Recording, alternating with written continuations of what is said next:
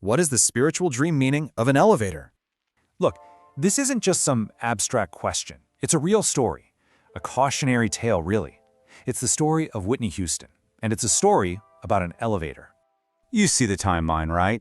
1985. She just explodes onto the scene. That voice, it felt like it came from heaven itself. Then, 1992, she's a global icon, marrying in this fairy tale wedding the whole world is watching.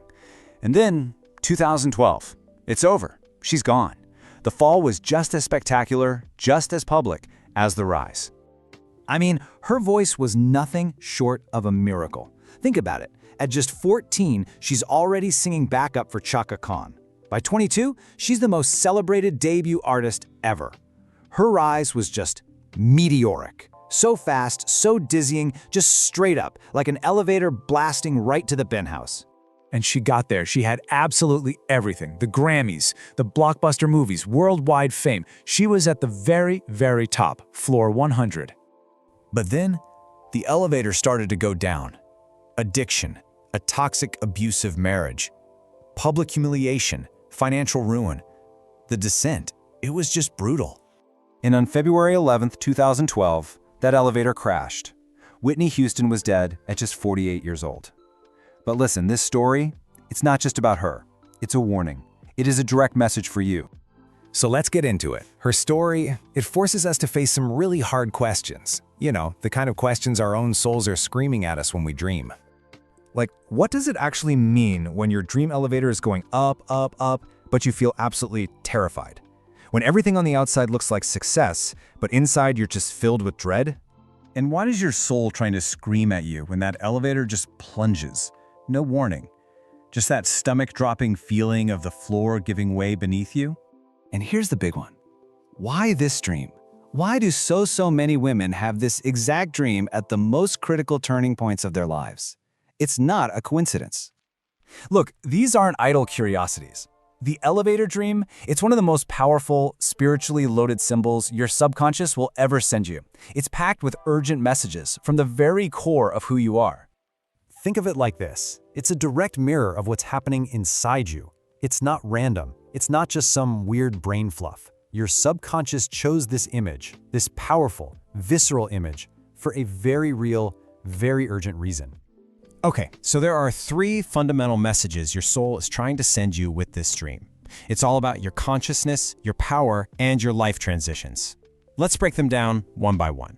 First up, consciousness. If the elevator's going up, that's a call from your higher self. It's saying expand, reach for a new level of awareness. But if it's going down, that's a call to go inward. It's time to do the deep soul work, to finally face whatever you've buried down there. Now think about Whitney. This is exactly her story. Her public life, that elevator was soaring right to the heavens. But her private life, that was a whole other elevator, one that was descending deep into unprocessed trauma and pain. See? 2 elevators running at the same time. That is the spiritual warning right there. Okay, second message, your relationship with power. This dream, it's brutally honest. It exposes exactly how you feel about your own right to succeed. Do you really, deep down, feel worthy of that success? Or do you find yourself hitting the self-destruct button the second you get close to the top? The dream is basically a test. Are you going to let yourself answer that call to go up? And number 3, your transitions. The elevator almost always shows up when your soul knows you're between floors in life. Maybe it's a huge career change, the end of a relationship, or a spiritual awakening. It's a divine signal screaming, pay attention. This moment right here is sacred. So that brings us back to the big question. Why is this dream so critical, so incredibly common for women specifically? It is absolutely not a coincidence. Think about it. As women, we're constantly navigating this push and pull, this up and down. There's all this pressure to rise up in our careers, to hit the button for the top floor. But at the exact same time, there's this societal expectation to descend emotionally, to be selfless, to make ourselves smaller, to be accommodating. And that conflict, it leaves you feeling suspended, just hanging in midair. You're caught between who you used to be and the woman your spirit is screaming for you to become. Your elevator dream, that's your spirit's shorthand for this exact struggle. It's an urgent, deeply personal message. And you know what? It's trying to protect you. The woman who learns to read this dream, she's the one who stops being blindsided by her own life. She starts choosing her floor with intention. She takes control of the buttons. Whitney Houston never learned to read her dream. She never got the message her soul was so desperately trying to send. But you can. The elevator doors, they're open. Part 2, we're not wasting any time. Because if you're having these dreams, your subconscious isn't just trying to get your attention, it's screaming for it. So we're treating this with the urgency it deserves. We're decoding the messages your soul sends you in the dead of night. Let's get to it. First up, the dreams that are basically emergency flares, okay? These are not subtle hints, they are klaxons going off. The cable snaps, the floor drops out from under you. You're in free fall.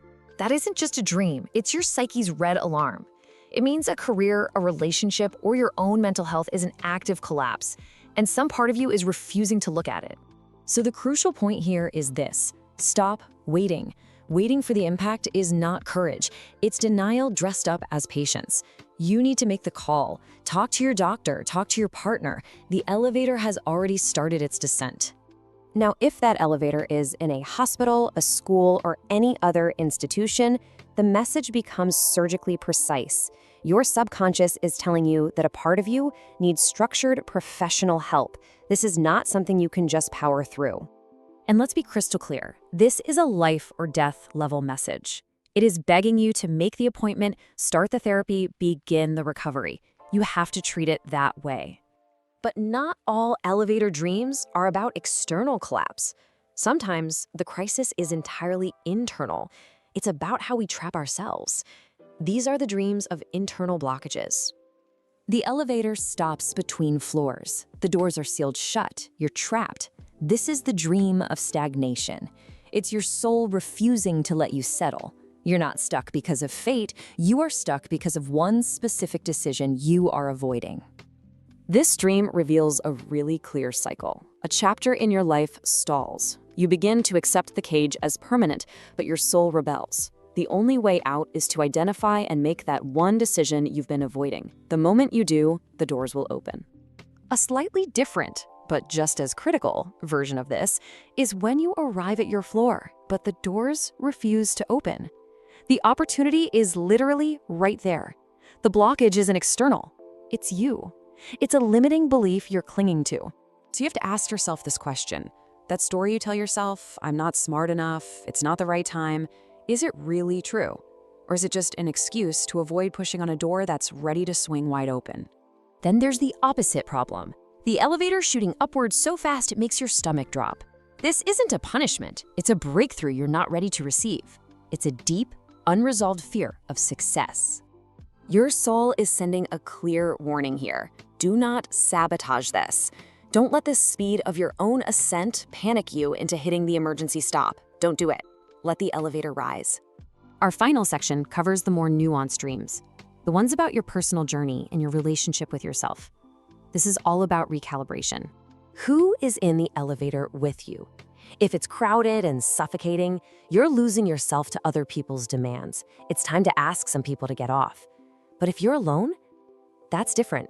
That's a sign you're on a solo transformational journey. It's not lonely, it's powerful. And what if the elevator itself is made of glass and you feel completely exposed? This means a season of public visibility is here. Your work, your voice, your truth, it's time for it to be seen. And remember this, visibility is not vanity. It's an act of service. Sharing your gifts is essential because someone out there needs exactly what you have to offer. Stop hiding. What if there's just one other person, a stranger? In this dream, that stranger is almost always a part of you that you haven't claimed. Your shadow, your future self, a suppressed quality like power or brilliance. So don't run from them. Look at them. Ask yourself, what quality do they have that scares me? Because that quality is exactly what you need to integrate right now. That stranger is a gift. And finally, the ultimate warning. You step out of the elevator and you know instantly this is the wrong floor. Everything feels off. This is your intuition screaming that a decision you're making is not aligned with your true path. The message is simple. Honor that feeling. If a job, a relationship, a move feels off floor, Listen. Your intuition is your spiritual GPS. It's not a suggestion, it's a directive. Use it. So, after all of this, the final question is yours to answer. Your elevator has arrived. The doors are open. Which floor are you choosing? Part 3. Okay, so we've decoded the symbols. We know what they mean. Now we act. And I need you to be crystal clear about what's coming next. These are not gentle suggestions. We're not just, pondering some cool ideas here. These are tools. And your elevation, your entire upward trajectory, it all depends on you picking one of these tools and actually using it. I mean, right now. So listen to me. Ignoring these messages from your subconscious, that's not some passive thing you're doing. It's an active choice, and it has devastating consequences. You're being handed a diagnosis, a map, a key, and if you just file it away for later, you are choosing the basement. You are choosing the fall. All right, tool number 1. In this one, this is for you. Yeah, you, the one who lives entirely in your head, the one who can rationalize away any gut feeling and totally dismisses that deep inner knowing. I see you. Don't you dare summarize. Write it all down. I'm talking every single detail, the direction, the speed, who was in there with you, how it felt in your body. Look, your subconscious isn't just throwing random signals at you. It is methodically building you a map, but you can only see the pattern when you collect the data points. You have to write it down. You miss the step, you lose the map. Simple as that. Okay, let's keep going. This next tool is for the woman who feels that nagging suspicion deep down that she's living way below her potential, but she can't, or maybe she won't admit it, not even to herself. Seriously, grab a piece of paper, pause this if you have to. I want you to rate yourself, and be honest, from 1 to 10 in these 4 areas. Okay, now mark where you demand to be in 12 months. See that gap, that empty space between where you are right now and where you are going? That is your elevator shaft. Your dream is literally showing you the distance you have to travel. So here's the bottom line. Are you actually pressing the up button? Or are you just standing there waiting for someone else to press it for you? Because let me tell you with 100% certainty, no one is coming. No one is going to press that button for you. Okay, this next one is critical. I need you to listen very carefully. If your dreams feel physically urgent or heavy, or if they're happening in those sterile institutional places like a hospital, your body is screaming at you in your sleep because you are refusing to listen to it when you're awake. This is not a metaphor. This is literal. Today, not next week, today, you are going to schedule that one doctor's appointment you've been putting off. You know exactly which one I'm talking about. Make the call. I'm going to be blunt. Women die because they put their own health last. That's a statistic, and it's preventable. So that dream you're having, it's not some poetic symbol we get to analyze over coffee. It is a fire alarm. You need to get out of the building. Answer the damn call. All right, next up, this is for you if your dream elevator is always just uncomfortably crowded. Maybe it's filled with strangers or worse, people from your past. Yeah, this one's for you. I want you to think about the 5 people who take up the most real estate in your head, okay? And be brutally honest here. When you're with them, or even when you just think about them, what's the direction of that energy? Is it up or is it down? Because here's the truth. You cannot ascend when you're surrounded by people who are deeply, deeply committed to staying in the basement. Look, this isn't about being cold or heartless. It's about being clear. Your compassion does not require you to get off on their floor and stay there with them. You can love someone from a different floor. So you have to decide who really belongs on your elevator for the ride up. Okay, now for my analytical overthinkers, the ones who feel so logically, rationally stuck. If your elevator dream is about it constantly breaking down, that is a giant flashing signal that one of your core belief systems is malfunctioning. Your job here is to find the lie. What's that story you tell yourself about why you can't have the thing you want? And then ask yourself, is that objectively, verifiably true? Or is it just a belief that someone else installed in your head years ago? You find it? Good. Now rewrite it. And you say that new truth out loud every single day. This is literally how you neurologically rewire your brain. This is how you spiritually repair that broken control panel. All right, next. This one is for the spiritual woman, the one who's already comfortable doing the inner work, but you know you need a container, a structure, to really make it stick.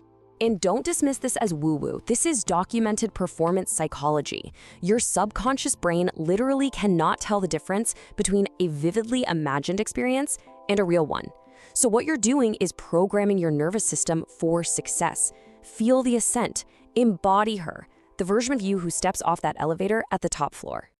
And finally, I'm talking directly to you now, the woman who is stuck. And you know it. Oh, you feel it every single day, but you're paralyzed by fear. So let's just cut through all the noise. That dream of a stuck, motionless elevator, that's you. It's a perfect metaphor for your refusal to make that one decision, the one you already know you have to make. You know exactly which one it is. So write it down, right now. The decision I need to make is fill in the blank.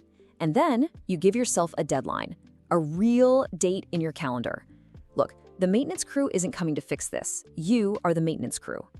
And that decision, that's the override button. And if you need a reason why this is so damn urgent, I want you to remember this. Whitney Houston had every resource in the world. And the warnings in her body and her spirit, probably in her dreams, they were all there. But the signals went unread. They were not acted upon. Do not let that be your story. So that's it. No more excuses. You have the decoder now. You have the map, you know what the dream means, and you have the tools to do something about it. So there's really only one question left, the only one that matters. What are you going to do about it? Press the button.